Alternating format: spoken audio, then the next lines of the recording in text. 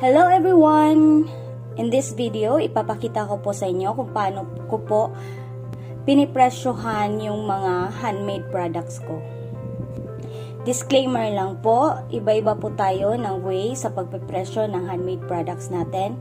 Ito lang po yung akin.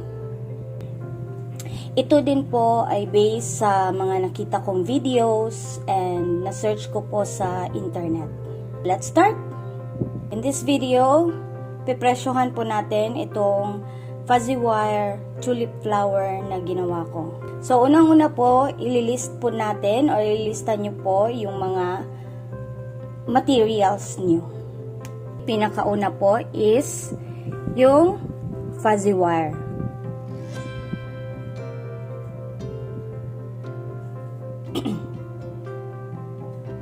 Sunod po is yung floral wire.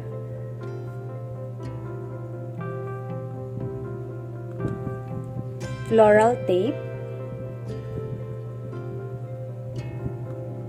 stick glue, electricity, labor.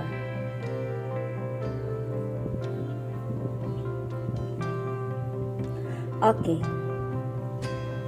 Magkano po ba yung fuzzy wire? So, yung akin is 100 pieces per bundle. Nabili ko po siya ng 49 pesos. 49 pesos, i-divide nyo yan sa 100 pieces.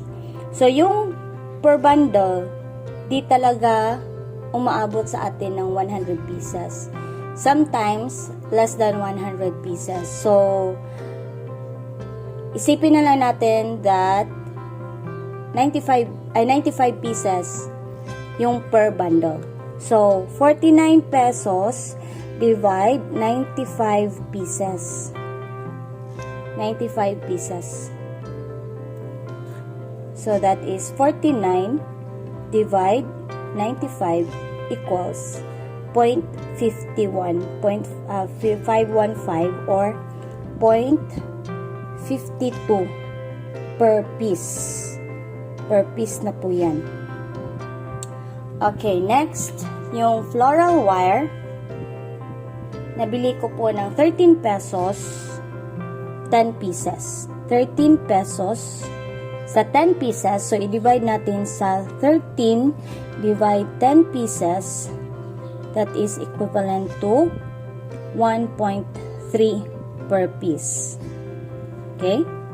Next, yung floral tape, mahirap i-compute yung floral tape.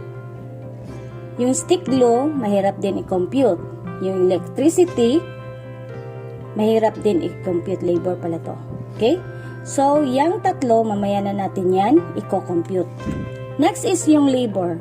Magkano yung minimum sa lugar nyo? So, for example, 450 pesos yung minimum or minimum sa lugar niyo. So, 450, i-divide natin yan sa 8 hours. Kasi yun yung time ng pagtatrabaho. So, divide natin ng 8 hours. That is equivalent to 450 divide 8. That is equivalent to 56.25 per hour. Now, ang paggawa nito, di aabot ng oras. So, yung 56.25, i-divide ulit natin yan sa 60 minutes because ang isang oras is equivalent to 60 minutes. So, that is 0.9375 or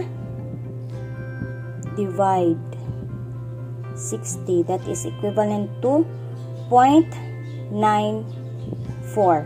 0.94. So, 0.94 yung per minute. Okay?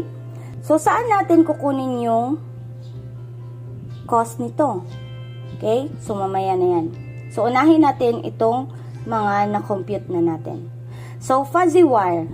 Start tayo sa fuzzy wire. So, yung fuzzy wire is 0.52 per piece. So, ilan bang fuzzy wire yung nagamit sa flower na ito? So, yung sa akin is 13.5 pieces yung nagamit ko. So, yung nagamit ko is 13.5 pieces yung nagamit ko sa flower na ito. I-multiply ko sa 0.52. That is equivalent to 13.5 times 0.52 equals 7.02. Okay, next, floral wire.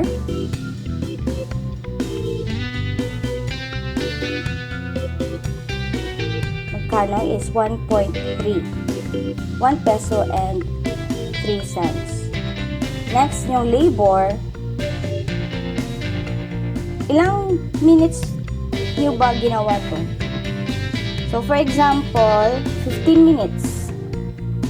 15 minutes. Ginawa nyo tong tulip times 0.94. Okay.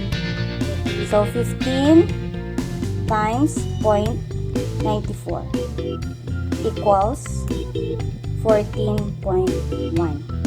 Okay, so i-compute na natin yan.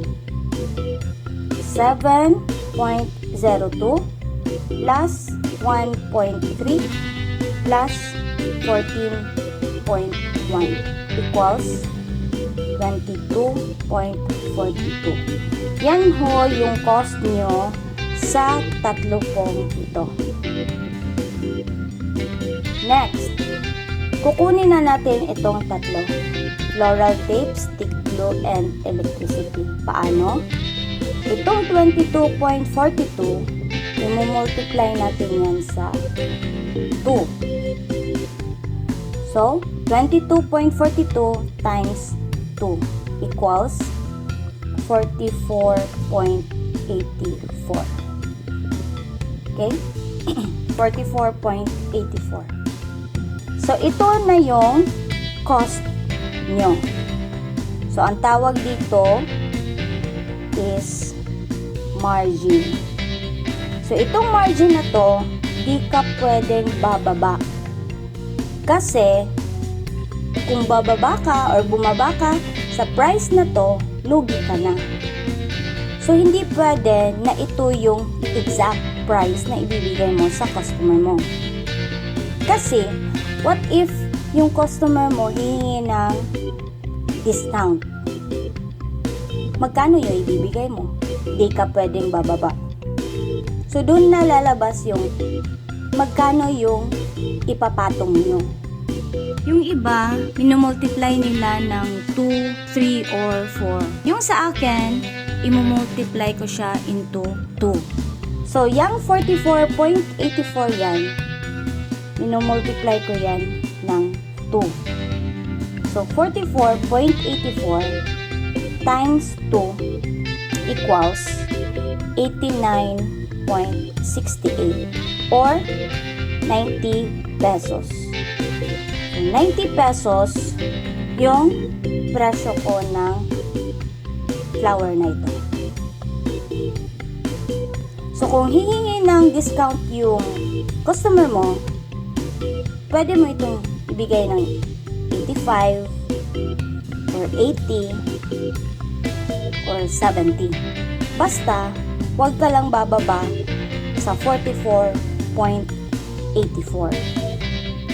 So, itong 90 pesos, depende na po yan sa inyo kung magkano po yung ibibigay nyo sa customer nyo. Pwede po yan dagdagan, pwede din po yan bawasan. Depende na po yan sa inyo. Basta, wag lang po kayong bababa sa margin nyo or sa 44.84. So, sana may nakuha po kayong idea kung paano pepresyohan yung mga handmade products natin. Thank you for watching! Bye!